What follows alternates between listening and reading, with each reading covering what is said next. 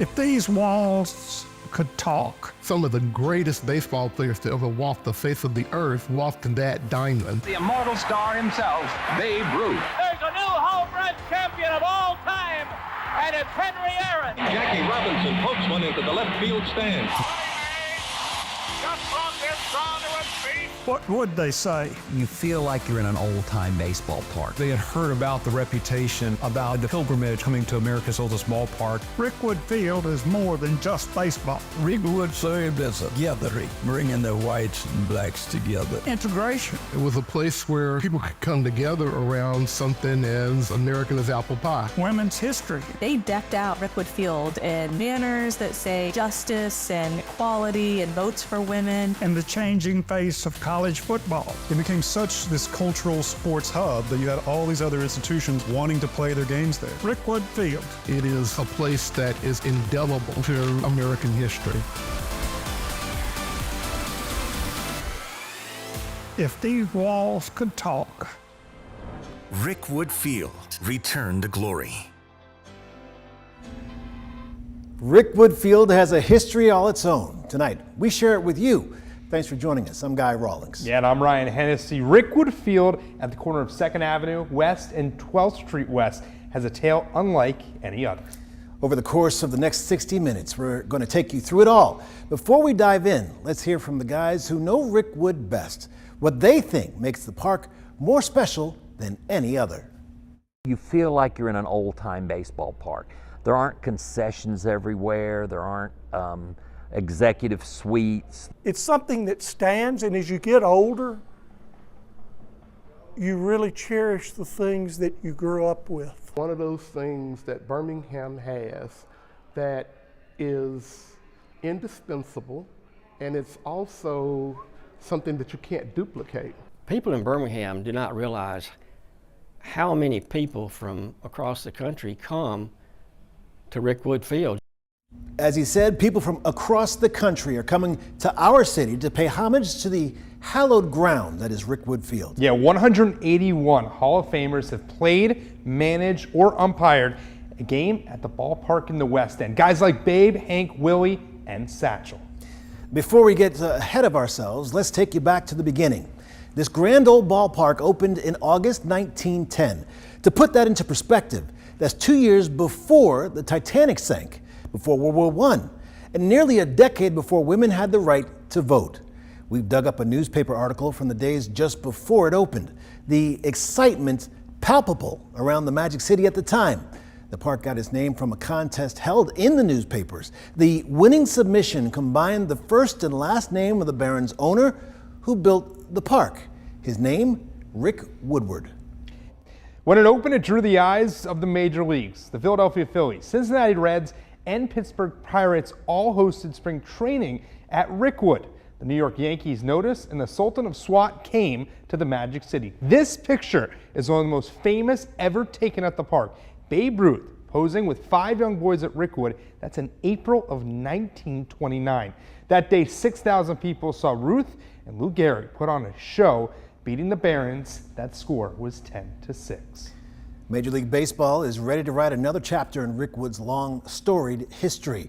For the Friends of Rickwood, it all goes back to the first Field of Dreams game in August 2021. Anderson hits it in the air right, back at the wall, and the White Sox win it. That game could not have been more exciting. Tuscaloosa's own Tim Anderson hitting a walk-off home run to beat the Yankees. It was then the wheels started turning for the Friends of Rickwood. We had talked about things like that forever, like, gosh, it would be great if Major League Baseball came here. We started thinking about, gosh, if they're going to do something like that in Iowa, why couldn't they do that in Birmingham? Once they found out what a treasure we had here, understood the history we had with the Negro Leagues, then I think at that point in time they were sold. Watkins says he had trouble getting in touch with the right people at Major League Baseball. But once he did, the wheels were in motion. That was almost 2 years ago. Last August, it all became official. Every black athlete, every single black athlete who has ever had the honor of picking up a bat and competing among the best athletes in the world owes a debt of gratitude to the legends who made history when the world attempted to deny them. Now, the city of Birmingham really stepped up to help to get this place in shape that it needs to for a worldwide stage. It poured millions of dollars into the ballpark. Crews had to get their foot on the gas since October. This is what it looked like just a couple months ago. The entire field replaced with sand and gravel, especially new grass, was installed. Crews also added a batter's eye, new padded walls, and new foul poles. We're told work will continue right up into the Barons and Biscuits take the field. That's on June 18th. Both teams will be wearing throwback uniforms, with the Biscuits playing as the Montgomery Gray Sox. The St. Louis Cardinals and San Francisco Giants will play 2 days later, with the eyes of the baseball world watching. You can't talk about the Giants without mentioning Willie Mays, the Fairfield native, widely considered the greatest player in the history of the game. He started playing in the Negro Leagues in the mid-40s when he was just a teen. He drew interest from the Black Barons when someone saw him play in Chattanooga. In a rare interview, then player-manager Piper Davis recalls the conversation he had with both Mays and his father. Boy, don't you know, if they catch you out here playing ball for money, you can't play no high school sports next year. He said, I don't care. And Cat called the next day. So he said, if he wants to play, let him play. I said, well, have him out the ballpark Sunday. And that's how he got started with us. Mays played under an assumed name with Birmingham so he could maintain his amateur status in high school. He later signed with the New York Giants, making his debut in 1951. He's a two-time MVP, 12-time Gold Glove winner, 24-time All-Star, and a 1979 Hall of Fame inductee. Mays started with the Barons in 1948, playing at a segregated Rickwood field. At the time, the park was considered a safe haven for African Americans. From the 30s to the 60s, Rickwood was one of a few places where black Alabamians could go without feeling like second-class citizens. Bill Greason isn't native to Birmingham. He literally played his way here. They came to Asheville to play, and I was star pitcher. Started that game that night, and they knocked him out after the second inning. So my manager put me in, and I pitched the next 7 innings against him. Less than a week later, the Black Barons bought his contract and he was on a bus to the Magic City, what would become known as the most segregated city in the South. That was just everyday life, having to have a separate entrance from the street, having to sit in an area that's not as comfortable. When you live in separate areas, you make the best of what you have. We didn't worry about mixing it. And apparently, white folks wanted to enjoy good baseball too. The fan base was integrated even if the teams were not. America's pastime was strong in Birmingham, no matter who was playing. The Birmingham Black Barons drew a larger crowd and had a larger following than did the Birmingham Barons themselves. They were the thing to do. Rickwood served as a gathering, bringing the whites and blacks together. We didn't ever play against the white team, but it was a place where people congregated. Whenever we played at Rickwood, that park would be full. Then came progress. Even as Birmingham had yet to integrate, baseball had. The talented players such as Willie Mays, Satchel Paige, and Jackie Robinson were all called up. The Negro Leagues fandom cleared out. Once the major leagues were integrated, little bit by little bit, the cream of the crop, so to speak, were pulled into the major leagues, and it's not going to be too long before the Negro Leagues are going to lose their popularity and they're going to cease to function. I'm just sorry that they didn't get a chance to go higher, because they had some good players. But, you know, in the leagues, they only had a few of them. You had to be kind of exceptional to make it to the major leagues. You couldn't be equal with somebody. Eventually, the Negro Leagues died, and the Birmingham Barons moved to the Hoover Met, then Regents Field. Still, Rickwood stands as the sport's grande dame of ballparks. One of the best places to play. And I used to enjoy pitching there. Just thank God I had a chance to be there and to be a part of a great group of guys. It's like a shrine of American culture, and it exists right here in the city of Birmingham.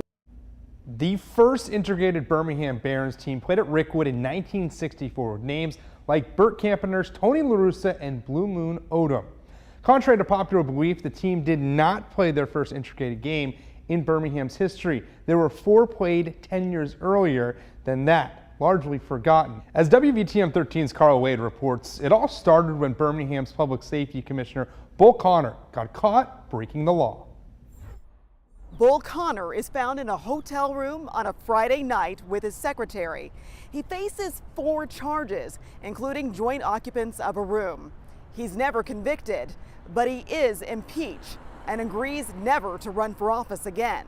And in the absence of Bull Connor being in office, you're going to see those people who've been trying to change Birmingham try to use this as an opportunity in his absence.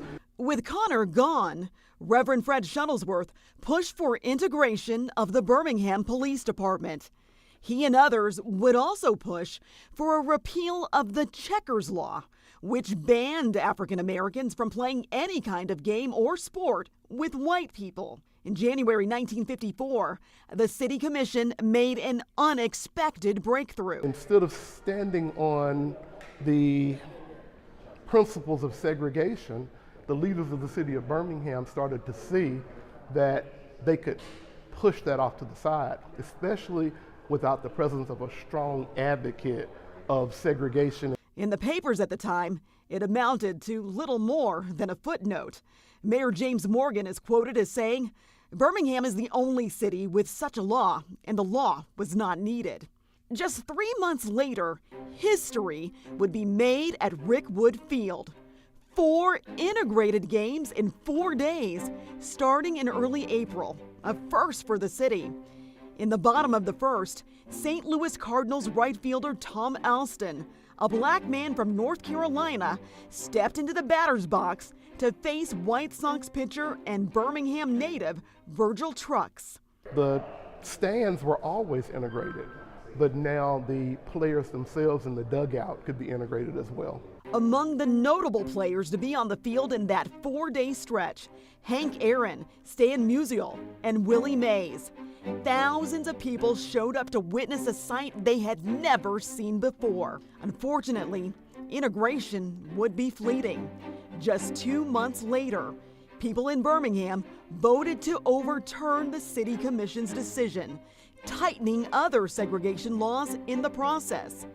As for Bull Connor, while he's out of office, he's going to be dusted off and given religion. He's going to be made the superintendent of his Sunday school, and all of these changes are going to be made to try to get him back in people's good graces. Sure enough, Connor was elected again as Public Safety Commissioner. The key thing is his support for segregation, and those people who were holding on to that wanted him back.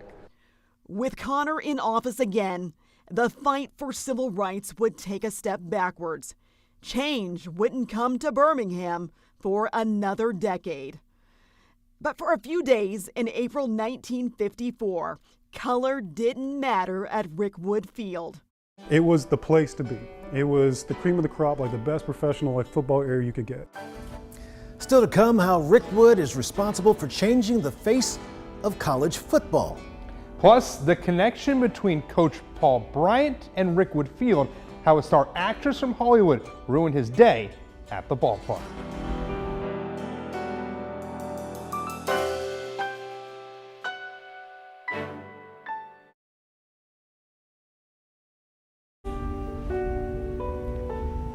Throughout the next hour, we're going to share some unique stories Rickwood Field has to tell. For example, did you know Paul Bryant Jr. was once the general manager for the Birmingham A's in the late 60s?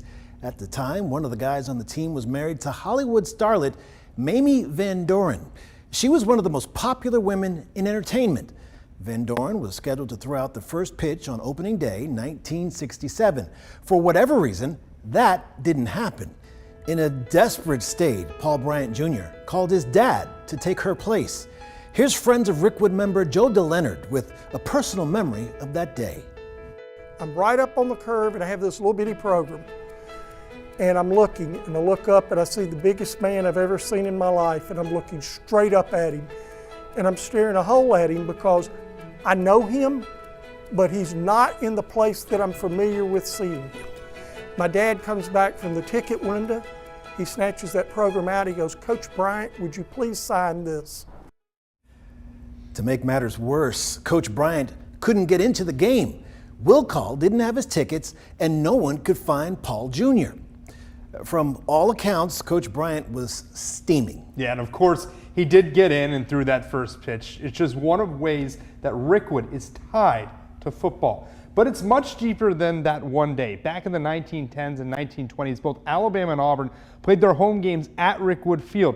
Check out these pictures we dug up from that time period. It was the place to be for both football and baseball in the state. For Alabama fans, it should share a special place in your heart. In 1925, the Tide won 3 games at Rickwood, including the season finale over Georgia. It was that win that sent the Crimson Tide to the Rose Bowl, where they upset Washington in a game that changed college football forever. It provided this professional, high standard, quality field for them to compete, and not only compete, but to compete at the highest level on essentially a nationally recognized stage. A nationally recognized stage, that is a baseball stadium. Rickwood Field was home to Alabama football from 1912 to 1927. They played every home game there besides the 1918 year due to World War I. So not only did Alabama play their games there, Auburn did, Birmingham Southern, and also Howard, which is now known as Sanford. The Crimson Tide saw great success on their home turf. In the 15 years that they played at Rickwood Field, the Tide went 21-13-5. Beginning in the 19-teens, 1912, it was the place to be. It was the cream of the crop, like the best professional football area you could get. The wonderful thing about it is that you had a capacity of right around 10,000, so you would actually have that draw for these games. It just became that popular of a sport for people to actually go and entertain and watch. College football teams in the 20s were different. Southern schools weren't the kings. Ivy Leagues and the teams out west were. All that changed in the 1925-1926 season when Georgia and Alabama went head-to-head from Rickwood Field. It was really the Georgia game that I think set them apart because they won and dominated that game 27-0. And that was the final season game which launched them into the Rose Bowl where they played Washington and ultimately ended up winning that game and becoming national champions for that year. A win started the Tide's role in football and put them on a national map. The Tide have won championships ever since. It formally set Alabama up as this dominant Southern team that was undefeated. And if they were snubbed, not allowed to go on, it would have been basically a national news. In 1927, the Crimson Tide left Rickwood Field and called a new place in Birmingham home. It was the place to be. It was the cream of the crop, like the best professional football area you could get. That really changed after Birmingham created and built Legion Field. So the university played essentially its last game at Rickwood in 1927, and later that year they had their first game at Legion Field. As you might expect, there have been several books written about Rickwood. Perhaps none of them go into as much detail as Art Black's trilogy. He started writing them back in 2010 with very little knowledge of the park. Black had to go old school, using newspaper, microfilm, and to write them. My goal in writing the books was to develop the characters so that the people that came through Rickwood, the ball players, were more meaningful to the reader than just names on a page. And I look at these books as much as a story as it is a history of Rickwood Field.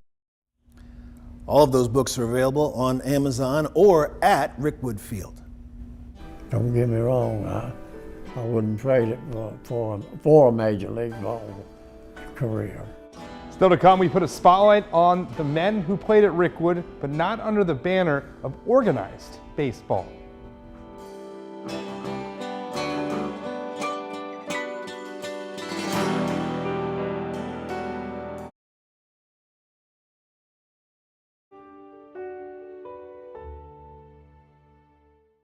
in the 40s and 50s, there were probably 6 or 8 leagues with 6 to 8 teams in them in Birmingham.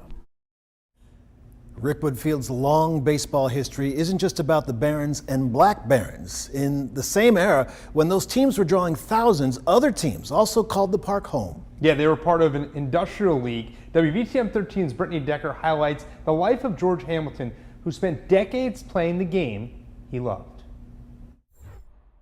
His career started in 1941 when George Hamilton first picked up his glove to play for the city of Irondale. Little did he know his playing days would be interrupted by World War II. From 1943 to 1945, Hamilton served in the Navy. They put me in the Aleutian Islands and forgot about me. At the end of the war, Hamilton returned to Alabama and the baseball diamond. In 1947, he earned an invitation to spring training with Class D Bruton Millers, a farm team of the Washington Senators. It was there he and a few teammates lived in a funeral home in the area. On game days, they would all cram in a hearse and go to the field.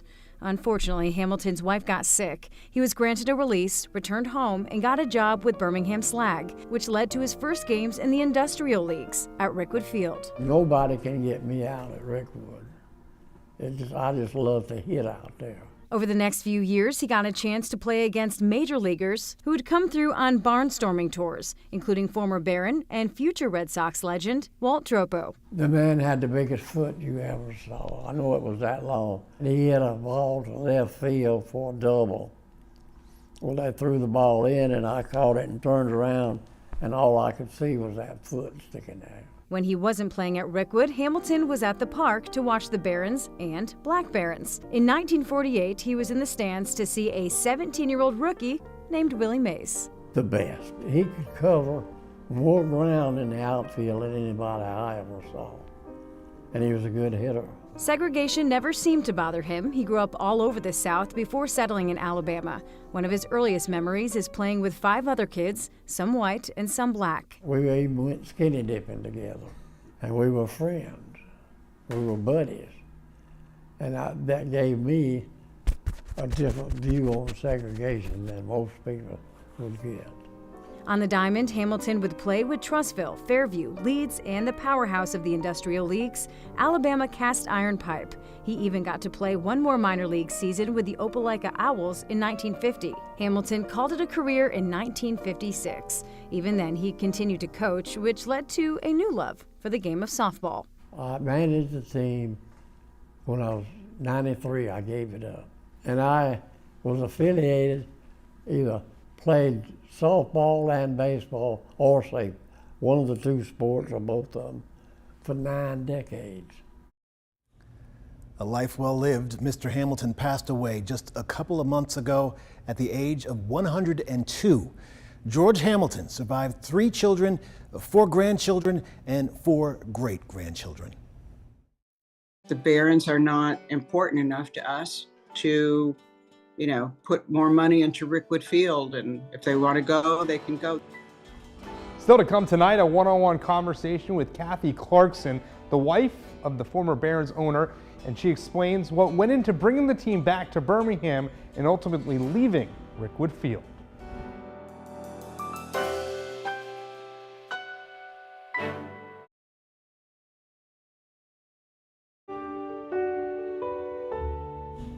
The dawn of the 1980s led to a changing of the guard at Rickwood Field. Welcome back in. I'm Ryan Hennessy. I'm Guy Rawlings. The Magic City went without baseball for 5 years in the late 70s. Then in 1981, Art Clarkson led a group of investors in purchasing the Montgomery Rebels. He wasted no time moving them to Birmingham. Yeah, known as the A's for a brief period, Clarkson changed the name back to the Barons. His wife, Kathy, may have been a little concerned about the move to Alabama. As WVTM 13's Lisa Crane explains, she put her trust in her husband, knowing he would succeed. He was always looking for what's the next thing? What's the next thing I can do? He always wanted a challenge. For Art Clarkson, that challenge would be bringing fan interest back to baseball and Rickwood Field. Then known as the Birmingham A's, the team departed Alabama after the 1975 season. Rickwood sat empty for the next 5 seasons. Art Clarkson noticed from a distance. After buying the Montgomery Rebels, the family's first visit to the team's new home was not exactly memorable. I'd never even been there. And frankly, when I when we rolled up to Rickwood Field, and I said, "Oh my God," because it didn't look great. It needed a lot of work. Electrical, plumbing, seating, parking, you name it, all the hard work paid off. On April 14, 1981, some 9,100 people welcomed the Birmingham Barons back to Rickwood. The season would draw 220,000 fans, the most since the 1951 season. Attendance increased over the next 2 years. For Art Clarkson, the surge in attendance wasn't just about the team. He said the winning and losing would make a difference of 20% of what your crowd would be. It was, how good are the concessions? How easy is it to park? Do the people feel safe out there? That was one of the first things we had to do, was get rid of that misconception. As you would expect, Kathy Clarkson was at the ballpark just about every night. In that time, she would be her husband's eyes and ears. Like, what are the people around me thinking? Oh, they think this is a great giveaway, do it again. Or these hot dogs are not very good. Or the beer is too flat. Or, whatever I was hearing, and you hear a lot, people talk, they complain. By the mid-'80s, fans stopped turning out to the ballpark. Attendance dropped by more than 100,000 people by 1987. And then maybe people just got, I don't know, like, oh, I've been to Rickwood. And then I think he just realized, and then with the place falling apart, and then by the time we got into the mid-'80s, it was like, I think we need to look at another place to play. At that time, the city of Birmingham owned Rickwood. With interest dwindling and the park in need of repair, it was then the Clarksons had to start making tough decisions. One, Kathy says, the city made for her husband. They said, the Barons are not important enough to us to, put more money into Rickwood Field. And if they want to go, they can go. The final Barons game at Rickwood would be played August 30th, 1987, before just 1,600 fans. The following season, the team shifted to the Hoover Met. Well, the players told me that when you get a big crowd like this and you get a brand new facility like this, it fires you up, it makes you play better, and obviously that has been the case with Birmingham tonight. Art Clarkson would own the Barons for a few more years before selling the team. Had it not been for his vision, there's no telling what may have happened to Rickwood Field or if baseball would have ever returned to the Magic City. Kathy Clarkson believes the upcoming return of baseball to America's oldest ballpark would put a smile on her husband's face. It would have been the ultimate thing in his career, I think, to see what's happening now and to be a part of it. It would have been really, really, really special. After selling the Barons in 1990, Art Clarkson switched sports. 2 years later, he bought the Cincinnati ECHL hockey team, then brought them to town as the Birmingham Bulls. He sold them in 1998. 3 years later, the team left Birmingham altogether. It was Clarkson who came to the rescue, though, in 2017, bringing the Bulls back, this time as part of the Southern Professional Hockey League. Art Clarkson passed away in 2019. He was 78 years old. With the Barons off to Hoover, Rickwood sat empty for years. Then in 1996, a tradition began bringing baseball fans from across the country to Birmingham.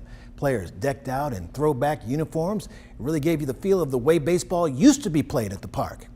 The Major League game that will be played at Rickwood gets all the headlines, and rightfully so. Yeah, but for us locally, the bigger news might actually be the potential of the return of the Rickwood Classic. In 2020, changing safety protocols in the COVID pandemic put the Classic on ice until this month. WBTM 13's John Pappy has a look at the early days of the Rickwood Classic and what the future may hold for Rickwood Field. Jonathan Nelson got his start in baseball as an intern with the Barons in 1993. In just his second year, he got a taste of just how unpredictable the minor leagues can be. A certain basketball player named Michael Jordan played with the Barons. Jordan's time with the Barons was a hit. Never in his wildest dreams could Nelson imagine what would come just 2 seasons later, the Barons announcing the first game of what would become a yearly tradition known as the Rickwood Classic. The Rickwood Field means so much to our community for so many different generations of baseball fans. At the time, America's oldest ballpark had not hosted a meaningful game since the Barons split for the Hoover Met 8 years prior. Any potential return to Rickwood would have to get several stamps of approval. And it was quite a work to also get Major League Baseball to sign off on it as well, because obviously when you play a game at a different location, you have to get all the parties involved. The Southern League, Chicago White Sox management, and any visiting team would also have to give the okay. On June 12, 1996, Rickwood's doors opened to Barons fans for the first time in nearly a decade. That day, 10,000 people crammed into the ballpark to watch their team defeat the Memphis Chicks. We skirted and dodged a bullet when it came to rain and a significant thunderstorm. Even so, a new tradition was born. The lore of the game only grew as baseball fans made it a point to travel to Birmingham for a one-of-a-kind experience. Players, umpires, vendors, even fans dressed to the nines in their mid-1900s best. From Texas, from the Carolinas, from Minnesota, from, again, all across America, because they had heard about the reputation, about the pilgrimage, about coming to America's oldest ballpark and celebrating the national pastime in its purest sense. The tradition would last more than 20 years. Then in 2020, things took a turn. First, the COVID pandemic, followed by Major League Baseball taking over the minor leagues. The Classic suddenly came to an abrupt end. It was disappointing. It was disappointing. Gerald Watkins is the chairman of the board of the Friends of Rickwood. He says the loss of that one game took a major toll. And the fun aspect, but also financially because it was our biggest fundraiser. Then out of the blue came a financial boost from a bunch of baseball outlaws.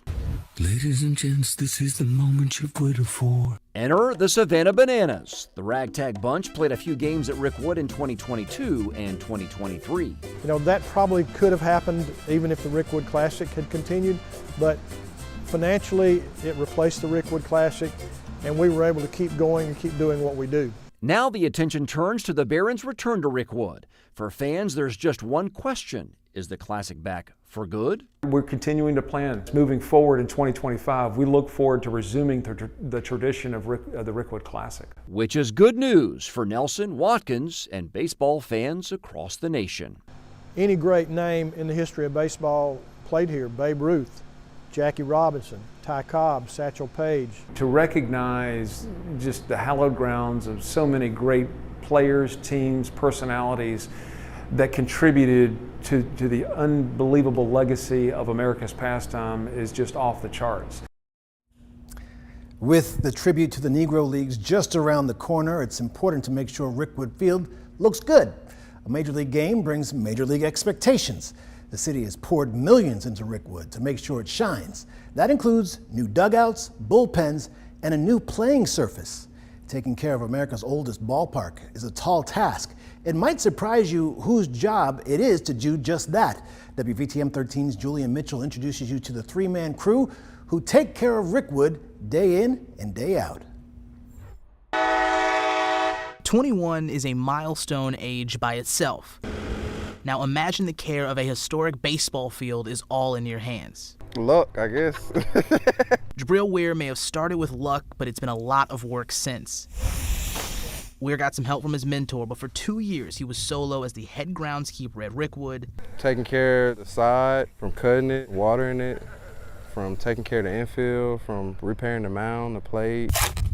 Now he's got some extra hands. I grew up, I used to be like right behind Rickwood. Antonius Bolger and another groundskeeper make this three-person team. I hear them playing baseball at Rickwood Field. I hear them hitting the ball and the crowd going wild. And now they're working to get this field MLB ready. If I can make these changes on the field, it'll actually happen. MLB has helped out. Weir says there's about 50 people helping prepare the field, doing things this crew hasn't had to do before. We really didn't have that much equipment, but they're giving us new equipment that we can work with and making our job easier. Now the crew is ready to share with everyone what they've always known. This place is sacred to me. Like, it means a lot to me. Coming in, starting off by myself, to now having a crew, to now being able to have the knowledge that I didn't have as far as taking care of a major league field. It feels great. When that day arrives, in that moment, I'm just be happy that MLB did come back and show homage. One man we wish could see what was happening in Rickwood is former Black Barons manager Piper Davis. He and Black baseball are synonymous in Birmingham. You can't talk about one without the other. Born Lorenzo Davis in 1917, he got the name Piper from the tiny mining town where he was from before joining the Black Barons. He signed to play basketball at Alabama State. He lasted a year before his family needed him home to help work in the mines. Piper eventually found baseball, playing on Industrial League teams, and later the Black Barons. Piper was something else. He's a great mind in baseball, a great manager, a great ball player. He could have played in the majors with any team up there, second base. In 1947, the St. Louis Browns bought a 30-day option on Davis, but nothing ever came of it. A couple of years later, he became the first black player ever signed by the Boston Red Sox. Davis was sent to the minors, where he led his team in nearly every statistical category, but it didn't matter. Boston released him just 15 games into the season. Piper Davis was probably good enough to go to the major leagues immediately, and they signed him to a contract, Piper to a contract. Then they came back on the amount of money they were going to give him. Red Sox didn't do a real good job of how they recruited and treated young ball players. In fact, if you take a look at it, Red Sox were the last team to integrate, and that kind of tells you kind of how they looked at Negro League ball players. Davis is considered one of the best all-around athletes in Alabama history. Aside from baseball, he spent a few years playing for the Harlem Globetrotters. He was inducted to the Alabama Sports Hall of Fame in 1993. When they're at Rickwood, they think that they have enough votes. It's really this moment of hope for the cause. Coming up, Rickwood has the designation of having two different historic markers: the role the park played in the women's suffrage movement in Alabama years before the 19th Amendment.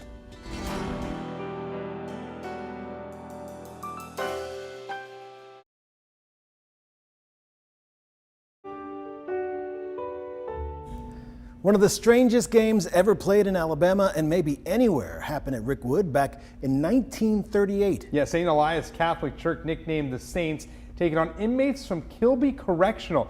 Unbelievably, this was not their first matchup. The inmates actually beat the Saints in an earlier game in the same year, that prison. The trip to Rickwood was a reward for Kilby team having such a good record. On September 25th, Kilby starter Lefty Wilson took the mound. He was in the middle of a 5-year sentence in Alabama, then had to serve another 100 years in Georgia for robbery. Wilson gave up some runs early, prompting the newspaper to say, quote, "Put him in a dark room and give him a pistol, and he's not afraid of the devil. But put him out on a baseball field before a lot of people, and he's as soft as velvet." This game eventually ended in a tie. By the way, Miss Birmingham, Mickey Oxford, threw out the first pitch that day. And I was glad to hear it, that we were filming it here at Rickwood. The role movies have played in Rickwood history cannot be understated. The ballpark was dark after the Barons left for the Hoover Met back in 1988. For 6 years, it sat empty. Then almost out of nowhere, a single film helped keep Rickwood relevant for much different reasons. There was an opportunity to film a movie here, and the movie Cobb was filmed here in 1994. And that caused a rebirth of the ballpark. But when you tear down a building, you tear down a historic structure, you tear down memories as well. And they had enough vision to say, we don't want the memories of Rickwood to be torn down or erased. Cobb, starring Tommy Lee Jones, was released in December 1994. It set off a string of movies to be filmed at America's oldest ballpark, including Soul of the Game in 1996, 42 in 2013, and most recently, The League just last year. While A League of Their Own was not filmed in Birmingham, two teams of the real-life All-American Girls Professional Baseball League did play here. Very little was known about the game. The papers did at the time cover them, but not in a ton of detail. Here's what we've been able to dig up. This game features the Grand Rapids Chicks and the South Bend Blue Sox. This is an ad in the Birmingham Post from May 1946. Tickets were $1.50 for adults. We were able to find the box scores from these games. From what we can find, the Blue Sox won the first of the two games. The next night, though, 700 people watched the Chicks take game 2. Proceeds from the ticket sales went to buy equipment for kids. That's far from the only history women have made here at Rickwood Field. As we've highlighted, the park's history is more than just baseball. In its early years, Rickwood hosted a Women's Suffrage Day. A century before modern-day athletes started voicing support for causes they believe in, Birmingham Barons players publicly backed a woman's right to vote. All of this happening 4 years before the 19th Amendment passed in Washington. As WVTM 13's Emma Owen explains, Alabama was close to breaking new ground. Then it all came crumbling down in the most unexpected way, and Rickwood was at the center of it all. The state of Alabama was ahead of the curve as the calendar turned the corner on the 20th century. In Montgomery in 1901, suffragists lobbied for women's right to vote. 14 years later, State Representative J.W. Green of Dallas County proposed a suffrage bill again. At the time, it looked like a major victory for women was in sight. To get it done, though, the legislature would have to pass the bill. Then Alabamians would have to approve it as well. So then you start to see them also changing their focus to, all right, now we have to convince the larger public that they want to ratify this bill. Supporters hit the road for a 7-month campaign. They toured all over the state, getting people to sign a petition to take to lawmakers. It culminated in Suffrage Day at Rickwood Field in August of 1915. They decked out Rickwood Field in banners that say justice and equality and votes for women. There are yellow banners and flags flying. There's women dressed in all yellow handing out pamphlets. They're playing suffrage songs on the organ. The Barons team also got involved, stepping up to the plate decades before athletes made political statements. The players are wearing Votes for Women sashes, so are the managers. If they're not wearing a sash, a full sash, they're sometimes wearing these yellow belts, and yellow was the color of suffrage. Before the game, an even larger show of support. All women's teams from Birmingham and Bessemer hit the field for a 1-inning exhibition. They're kind of showing off, the journalist said, that they're showing that women can play the game like the men do. And so it's kind of, in its own way, kind of showing, look, we can play baseball, we could also vote. The game itself was a bit of a dud. The Barons and Chattanooga Lookouts played to a draw. For the suffragists, though, the game was a shot in the arm, an overwhelming success. But it wouldn't last. A week later, the Alabama House of Representatives voted down the suffrage bill, the man leading the charge against the bill, the very man who proposed it. J.W. Green defending his decision to vote against his own legislation, saying to confer suffrage on women in the South would double the Negro problem by adding to it the more vicious and aggressive element of the race. Trying to pinpoint what happened, no one really fully knows. You know, maybe someone kind of talked to him, convinced him, but he changed his mind so dramatically. Exactly 5 years after the game here at Rickwood, Tennessee became the 36th state to ratify the 19th Amendment, giving women the right to vote. Alabama would reject ratification in 1919. It would not be approved in our state until 1953. In Birmingham, Emma Owen, WVTM 13. A lot of work. I don't know how much of a budget would be needed to repair the stadium. Next, preserving history. We're lucky Rickwood has been kept up the way it has been. We'll take you to Chattanooga, where there's another historic stadium that isn't getting the TLC it desperately needs.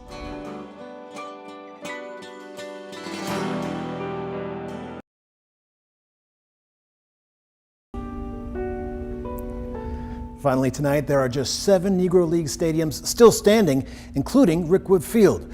Most have been taken care of in some form or fashion. Yeah, the exception is Ingalls Stadium in Chattanooga. It served the city for decades. Since 1999, it's been used sparingly. This is the result of it. Trees literally growing in the stands. WVTM 13 traveled to Chattanooga to find out what's happening to this park since it closed and what the future might hold. Here's Jarvis Robertson. From 1930 to 1999, Ingalls Stadium played host to the Chattanooga Lookouts, the Chattanooga Choo Choos, and several barnstorming all-star teams. Babe Ruth has been here, Harmon Killebrew is here. I mean, you can name all sorts of people who have played here. In fact, Ingalls is where one of the most infamous baseball legends took place. Jackie Mitchell was just 17 when she signed with the Lookouts in 1931. In one of her first games, she took the mound to face the legendary New York Yankees. She faced 3 batters in all, starting with Babe Ruth and Lou Gehrig. According to legend, struck them both out. Mitchell's story is far from the only baseball history made at Ingalls Stadium. You would walk into Ingalls Stadium and you felt like you were standing on ground with greatness. By the mid-90s, the Lookouts were looking for another place to play. They left the park after the 1999 season. Since then, it's fallen into disrepair, and that hurts me. It really does, and I don't know what can be done about it. It was a little bit of a shock to look at it. Both Billy Weeks and Chris Dortch covered games at Ingalls at its peak. Today, they work at the University of Tennessee, Chattanooga, which owns the stadium. Meaningful games haven't been played in the park in more than a decade. A lot of work.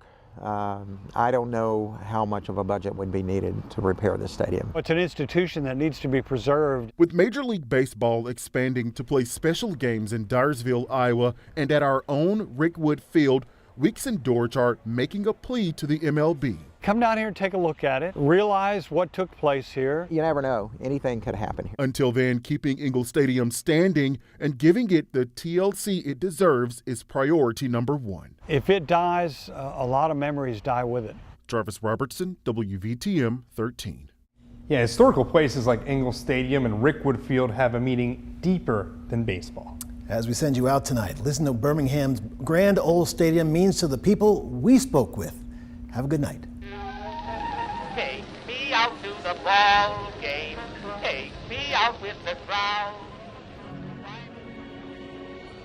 We are so honored and pleased to bring a Major League game to the oldest ballpark in America, to Rickwood Field. It's just the way baseball used to be played back in the 60s, and that from when I remember it.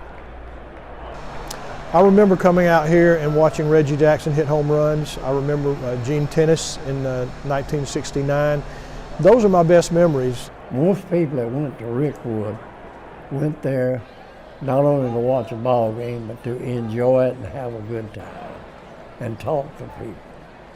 You could talk to people at Rickwood. It was so special. Our kids grew up out there, and the friends you would make out there, you know, we'd sit next to the same people season after season. But to be able to see the generations of grandfathers, grandmothers, their grandsons, granddaughters, and so many other folks, that just be able to, again, enjoy America's pastime in the most purest sense.